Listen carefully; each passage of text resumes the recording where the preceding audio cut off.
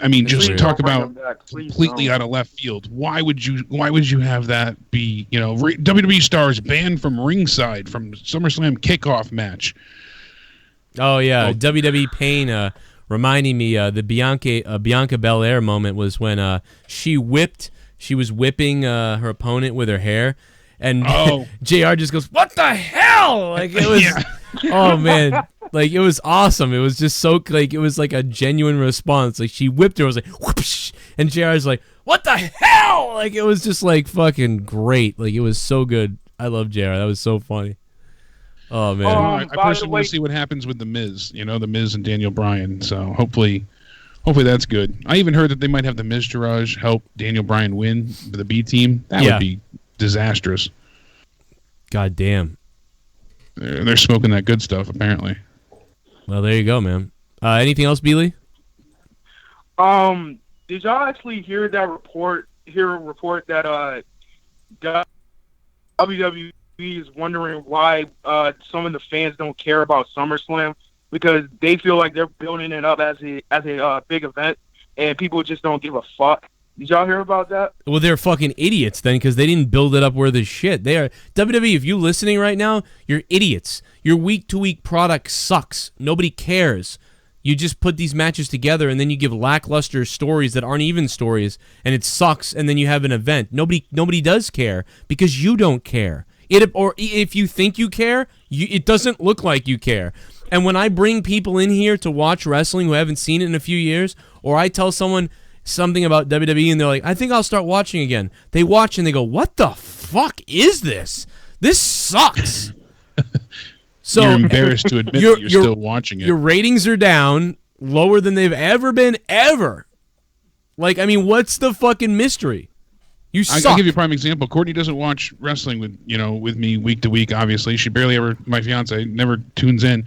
And the one night she was sitting with me was when Sasha and Bailey ended up going to therapy. They went to their anger management with Dr. Shelby and all that. And I was like, yeah, this is what I'm watching, just all embarrassed like. So the other day she asked me, she's like, whatever did come of that? I'm like, oh, they're best friends again. They're a tag team. She's like, what? And it's like... Makes no sense. How do you explain this shit? You think the fans are stupid? Dude, it's like we get this shit every fucking week. It's like Raw makes you want to kill yourself and SmackDown Live makes you want to go to sleep. Yeah, I mean, well, actually, Raw does both of those things to me, and SmackDown sometimes does it, but it's like, luckily it's not long enough. But Beely, love you, bro. Thanks for the call, Beely. Let Beely go. Anyone's saying like, oh, what about Miz and Daniel Bryan? Well, think about it. We're going off of mostly nostalgia here. That's one of the best built things. Yeah, and we're going off of what was everything up till that Talking Smack, infamous promo from The Miz, because everything they've done recently to build towards the SummerSlam match has been garbage, just total hot ass. Yeah, pointless. And a fake baby in a backstage, broken flower vase is supposed to be interesting. Yeah, right. The vignette that they cut up was cool, but 3/4 of it was from 4 years ago. It wasn't anything from the current build. Man, we got Shell dropping in. Let me drop this big one. This is a bomb. Belly, you cunt!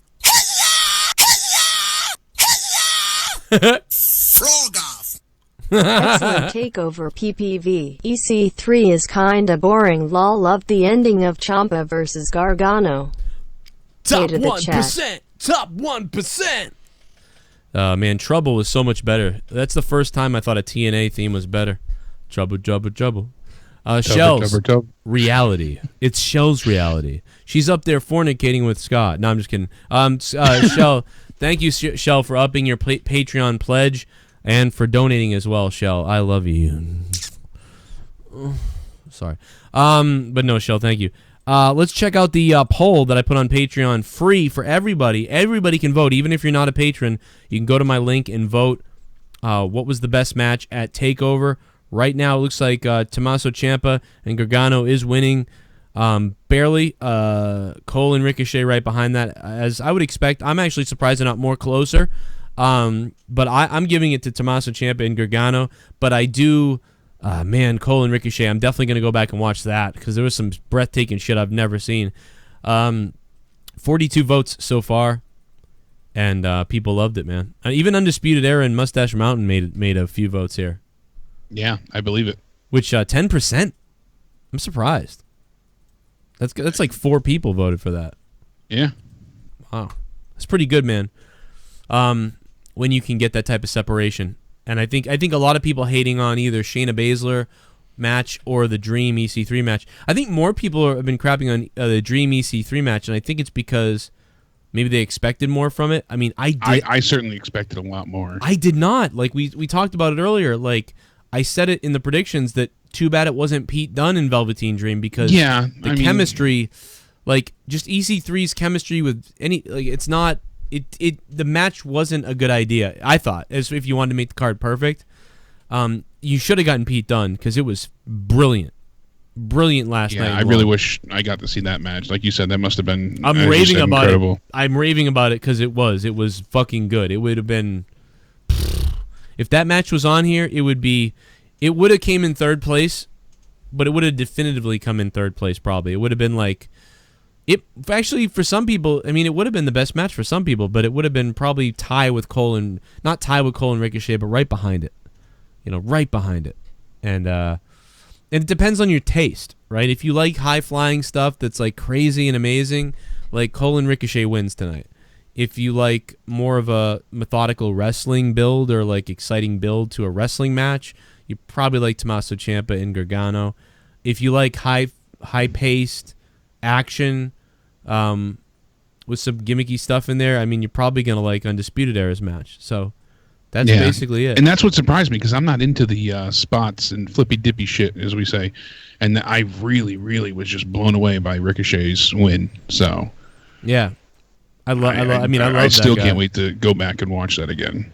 Yeah, that's going to be fun to watch. I'm going to watch both of those matches again. That and the main event I have to re-see tonight. See, even the tag corrupted. The tag match is a lot of like kick out, false finish. Oh my god, double team. Like I probably won't watch Undisputed Mustache Mountain again, but I will watch Cole Ricochet. We'll watch Tommaso Ciampa Gargano again. Possibly we'll watch Dream and EC3 again. But takeovers usually do well as long as there's 2 really good matches, and we got 2 really good matches, and then we got a third that was really exciting in the tag match. So. That usually tips the scale to a pretty damn good show. And that's you want to come away from a pay-per-view saying 2 or if you can say 2 or 3 matches were really good, you've got yourself a win, and that's why 8 out of 10 for me. But the main roster has a lot of the Dream, EC3, and the other thing type matches where you just go, okay. But I even Dream and EC3 I liked better than most main roster matches, so maybe not a Seth Rollins match, but like if you could put that match on a Raw, I'd appreciate that a whole lot more better. Tonight we're going to be live for Corrupted Podcast. Don't miss the show tonight. Corrupted Podcast. Become a patron. Patreon.com/Joe Cronin Show. Episode 61 of the Corrupted Podcast. Tonight, Ken, Filthy, Justin Bailey, Jesse, and myself. It's an all-star lineup for the Corrupted Podcast. We are only 2 hours away from the big Corrupted Podcast tonight, live on Patreon. Plus, you can listen to and download all previous episodes. And if you want a quick link to be able to download all previous episodes, all 60 episodes of the Corrupted Podcast, you can go to joecroninshow.net tonight. Go to joecroninshow.net, and on the page towards the top, there's a little link you can click on, and you'll be able to download all 60 episodes. As long as you're a patron, it's just a quick link to the Dropbox of every episode. Download it to your phone to save on your data plan.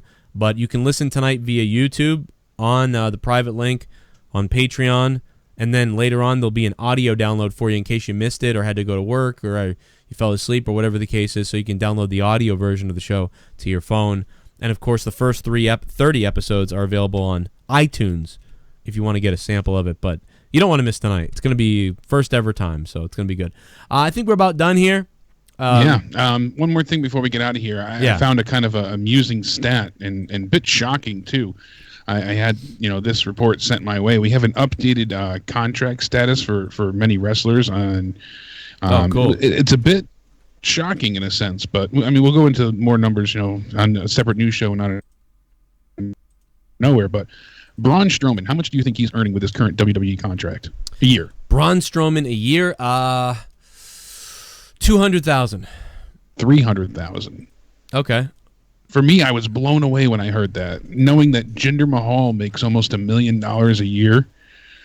Jinder makes just shy over $900,000, and he also gets he got a bonus of $350,000 per pay-per-view event when he was the champion. But how many years has Jinder been in the WWE if you add it all together, right? This is like his 7th year. He's been there quite a while. Sin Cara is making $700,000. Yeah. And just to hear that, Bray Wyatt's making over $1 million, and then Braun Strowman, his contract at the end of this year will be upgraded, and it's a 2-year contract, so it kind of makes sense from where he was 2 years ago getting paid $300,000. He'll probably go up to $500,000 or $600,000. 5 or 7. Yeah. But you figure how many pay-per-views he's either headlined or been a huge factor in, all the stunts he's done, the flipping of trucks, ambulances, buses, stage equipment, porta potties, just all that stuff. He's getting, the same much as Apollo Crews. And he's still not over enough. And he's still not even over enough. I mean, that's the thing. Nobody is. Nobody is over. There's no Rock. There's no Stone Cold. There's nobody who's over like that. The closest thing is Braun and AJ Styles and guys like that who get a good 7 out of 10, 8 out of 10 pop, or not even 8. Like, I would say there's nobody that's even. Maybe Seth is like an 8. Maybe Seth can get it at times. Daniel Bryan can still get that reaction at times. But there's just nobody that's like, oh my God, here he comes. There's nobody. When the Shield came back together, they got a really good reaction. Yeah. That was a bit next level. The last time I was really blown away, like wow, and surprised for reaction was when Shane came back. Yeah, you're right. Shane had a huge pop. Yeah, that's right. Yeah, but that was a comeback. Like I'm saying, like every night, like every Monday. You're saying regularly, but yeah, there's nobody really I can think of, unless it's a moment, where that happens. So that's unfortunate. Shout out to Mike Andrews. What's up, Mike? Thanks for becoming a $2 patron on Patreon. Shout out to Les Jones. Also became a $5 a month patron on patreon.com/Joe Cronin Show. We have just broken the record for amount of patrons ever on the channel. On Patreon, 355 patrons. Thank you guys for that. That is crazy. You guys are funding the show by doing that. Everybody who donated tonight live, thank you as well. And you also, when you're a patron, get 30 hours of bonus content a month. So a bunch of shit on there as well. So thank you guys for that. And enjoy Corrupted Podcast tonight. I think that's about it, unless there's any other news out there. I'm peering around.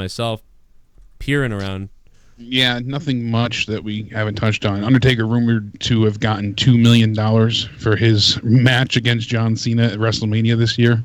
Damn. What was it, like 2 minutes and 20 seconds, something like that? That's fucking sick, man. Imagine that, making $2 million for a it took him longer minute... to get to the ring than for what he actually wrestled. Oh my God. You take a plane, you train a little bit, you take a plane, you show up for 8 minutes, you fly back home, $2 million.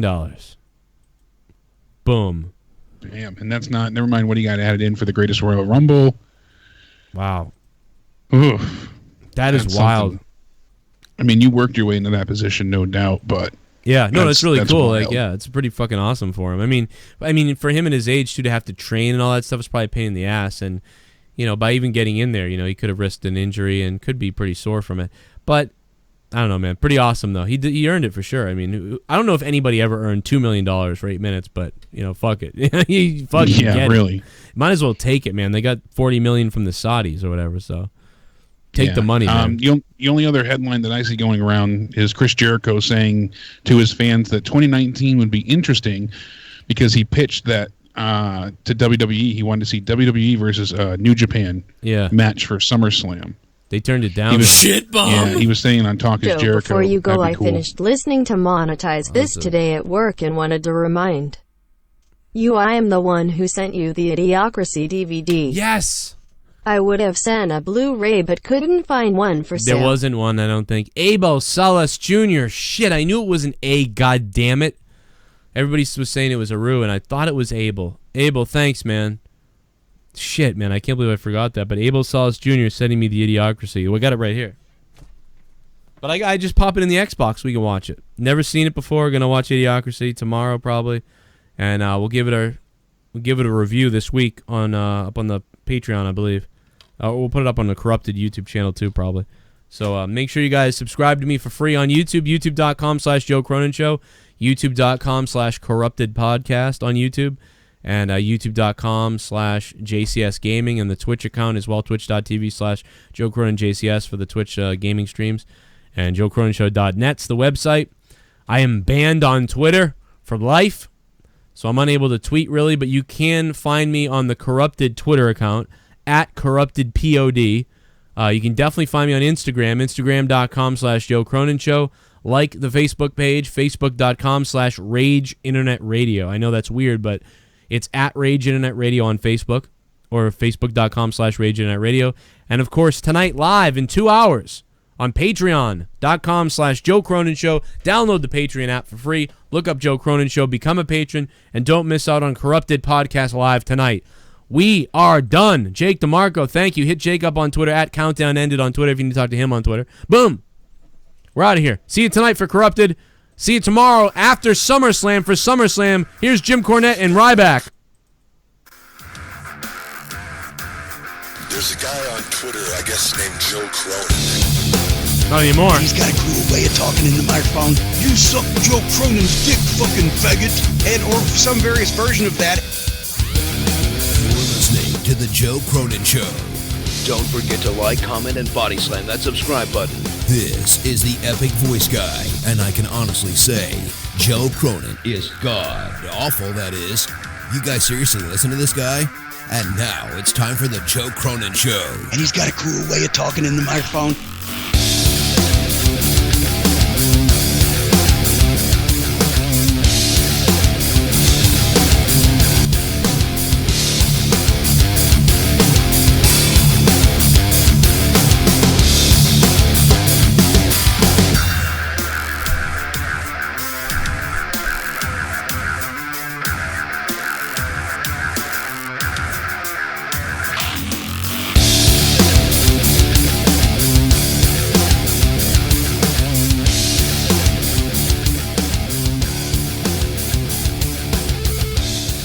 So